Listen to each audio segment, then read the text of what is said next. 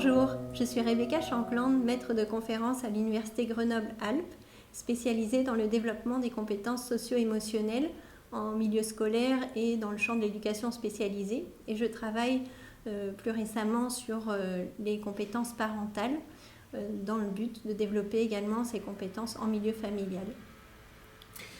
Eh bien, moi, je suis Christophe André, je suis médecin psychiatre, je suis spécialisé dans ce qu'on appelle les troubles émotionnels, stress, anxiété, dépression. Donc, je me suis longtemps intéressé à tout ce qui pouvait aider à se protéger de tout ça.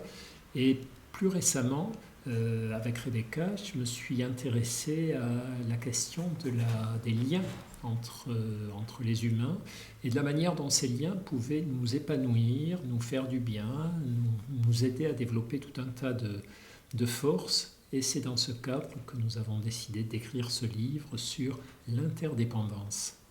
Donc dans ce livre, nous abordons la question de l'illusion d'indépendance qu'on peut avoir lorsqu'on a son appartement, son travail, sa famille et qu'on est poussé à croire qu'il faut tout assumer tout seul. Et à force de tout assumer seul, ça a un prix. Ce prix, c'est l'épuisement. Donc on retrouve ça dans le burn-out professionnel, dans le burn-out parental. Et on a tendance à considérer que recevoir de l'aide ou demander de l'aide, c'est un signe de faiblesse ou d'immaturité.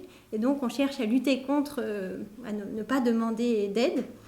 Et aujourd'hui, les résultats de nombreuses recherches convergent pour nous encourager à développer une culture de l'interdépendance où l'on valoriserait davantage la coopération, le soutien mutuel.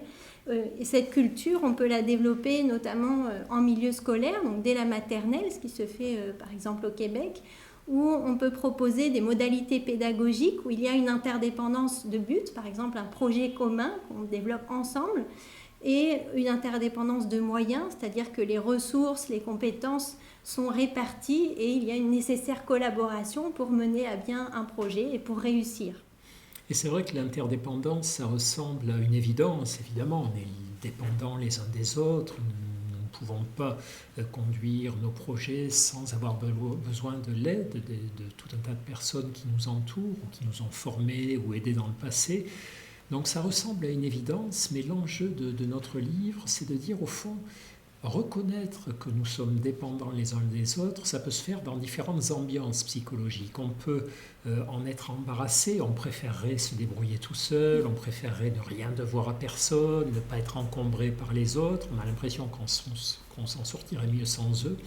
Mais on peut aussi vivre l'interdépendance comme une richesse et se dire finalement j'ai de la chance d'être entouré de gens qui ont des compétences que je n'ai pas, de gens qui peuvent m'aider et je ne dois pas hésiter à solliciter cette aide. Ça ne veut pas dire que je suis inférieur ou que je suis incapable, ça veut juste dire que je suis plus riche de capacités, de possibilités grâce aux autres. Et c'est ce regard positif sur l'interdépendance que nous avons voulu développer en montrant comment elle était au cœur des relations entre les parents et les enfants, au cœur des couples et au cœur de toutes les relations humaines. Donc l'interdépendance, c'est vraiment ce tissu de dépendance croisée que nous entretenons les uns avec les autres et l'intelligence de se dire c'est super, c'est une richesse et je dois m'en nourrir, ça va me rendre plus heureux, plus performant, plus tout finalement.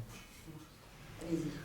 Donc peut-être un des messages clés à retenir, c'est que on aurait intérêt à considérer que l'attachement, l'interdépendance n'est pas quelque chose d'opposé à l'autonomie. Au contraire, l'autonomie se fonde sur ce lien d'attachement sécurisant, sur l'interdépendance avec d'autres individus. Plus on se sent interdépendant des autres, cette forme d'interdépendance positive dont on vient de parler, plus on se sent à même d'affronter les situations difficiles, de mener à bien les projets qui nous tiennent à cœur.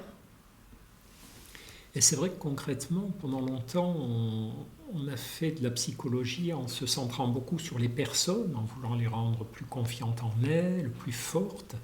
Et on s'aperçoit aujourd'hui que ce n'est finalement qu'une étape, que c'est important d'avoir confiance en soi, mais qu'il y a une autre étape qui est extrêmement importante aussi, c'est avoir confiance dans les autres, c'est être capable de sortir de soi-même pour aller vers les autres, pour leur donner, pour recevoir.